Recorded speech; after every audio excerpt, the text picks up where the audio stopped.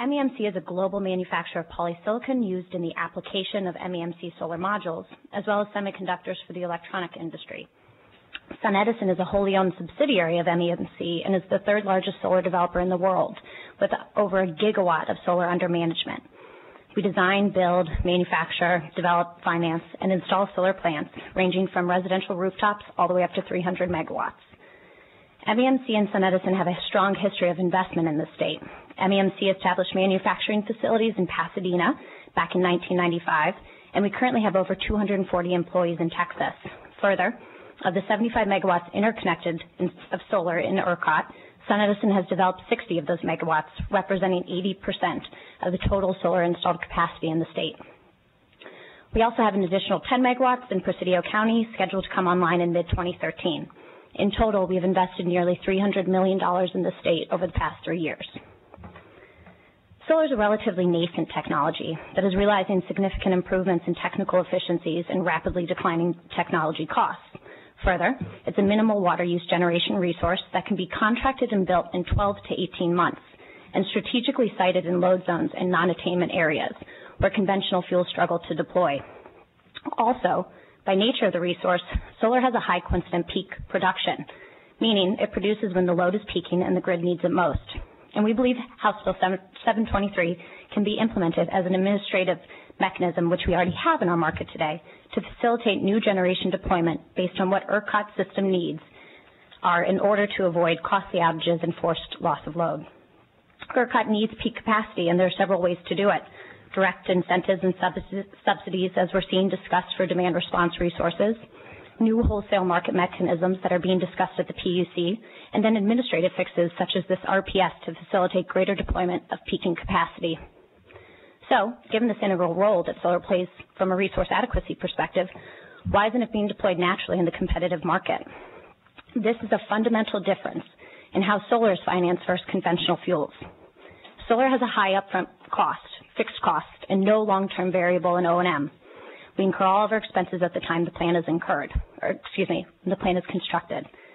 This means you know your costs for the operation of the life of the system at the time the plant is built. Little to no risk exposure over the 25 to 30 years the solar plant will be in operation. Now, conventional fuels operate differently. They have lower upfront capital costs than solar, but have annual fuel and O&M fees, or variable costs. The high variable costs are also the costs that leave customers highly exposed to risk through volatile fuel markets that we've historically seen with gas. It is this very difference in financial structure between solar and conventional fuel sources that has impeded solar's ability to compete. The lack of solar deployed in the market is a direct reflection of wholesale market framework, not the competitiveness of the resource. SunEdison has actively been engaging with various load-serving entities statewide and received direct feedback that our current pricing is competitive with conventional peakers. Drawing a direct comparison between solar costs and peaker costs is appropriate, as solar is a peak resource, not a base load. This means we produce at the most valuable times, when load is peaking and generation is needed to avoid outages. Therefore, when we price into the market, we price in at the highest times when the market signals it needs it most, not in the evening or during periods of base load.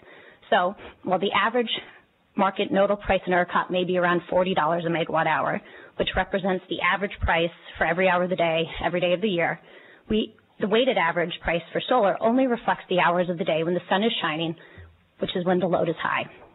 Therefore, the weighted average market price, depending on extreme weather conditions, during peak hours is more in the neighborhood of $60 to $90 a megawatt hour, and it is the peaking units, which have historically been gas, that set those clearing prices with which we compete. I want to pause for a second and just clarify a potential misunderstanding about our technology and how it impacts clearing prices. There's been a lot of dialogue around the impact that wind has had on setting negative clearing prices throughout ERCOT. It's argued that one of the reasons for the negative pricing is to ensure that wind can capture the federal production tax credit. Solar does not use the production tax credit. We are not even eligible for the production tax credit. Rather, solar utilizes the investment tax credit. Therefore, any motivation to sell power at negative or artificially low prices is removed because we don't use the production tax credit. To better illustrate how we continue to become more cost competitive, an appropriate cost comparison would be to look at how rooftop solar prices have declined since the beginning, since this is something all of us can be familiar with as we can go out and purchase it ourselves. In the last year, the average price for a solar system in Texas has fallen 20% to $4.14 a watt for residential, for commercial, and fallen 14% for residential to $5.46 a watt. Now, when comparing that to 2008 prices, where residential was installing at approximately $9 a watt, so we've seen about a 50% cost or reduction in equipment costs just in 4 years alone. This is what we call the Swanson effect. The Swanson effect suggests that the cost of photovoltaic cells needed to generate capacity falls by 20% with each doubling of global manufacturing capacity. So prices are falling simply because we're deploying more and more solar, which is certainly recognized locally as well as globally. I'd like to point out that some recent data, especially EIA data, typically has a lag, and with even a year lag, those prices become rapidly stale because on a month-to-month basis, we see rapid declines in costs. So I go back to the original question I posed. If it's competitive with peak resources and a critical component to a balanced, reliable portfolio, then why isn't solar being built? The answer is no new generation is being built. Until the market sends higher price signals to stimulate any investment, whether it be conventional or renewable, the question of competition becomes distorted. Simply put, we can compete with what the market needs, which is reliable peaking power, but the market just isn't sending the right price signals to get what it needs, and in turn is deficient. Solar is a component to an all-of-the-above solution to ERCOT's peak generation shortfall. The ERCOT market framework is struggling to naturally meet its needs, and thus additional solutions outside of the competitive market must be considered to avoid expensive outages and loss of load events. As such, we believe House Bill 723 is one solution to help resolve these issues by facilitating deployment of peak capacity. We appreciate the opportunity to provide testimony and are available for any questions.